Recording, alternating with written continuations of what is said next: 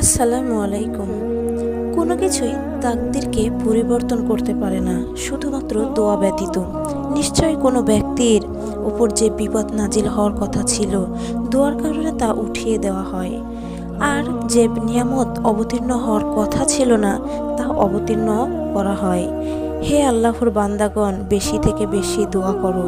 হাদিস তিরমিজি। দোয়া ছাড়া আর কোনো কিছুই তোমার তাকদিরকে উল্টাতে পারবে না। মানুষের উপকার ও কল্যাণের কাজেই শুধু আয়ু বৃদ্ধি পায়। অনেক সময় মানুষ গুনাহ করার ফলে তার রিজিক থেকে বঞ্চিত হয়। রাসূল সাল্লাল্লাহু আলাইহি ওয়াসাল্লাম তিনি বলেন, যে ব্যক্তি হযরত ইউনূস আলাইহিস সালামের ভাষায় দোয়া করবে, সে যে সমস্যায় থাকুক না কেন, আল্লাহ তাআলা তার ডাকে সাড়া দিবেন। হাদিস তিরমিজি। ভিডিওটি ভালো লাগলে অবশ্যই একটি লাইক দিয়ে শেয়ার করে দিন, সেই সাথে চ্যানেলটি সাবস্ক্রাইব করে পাশে থাকুন।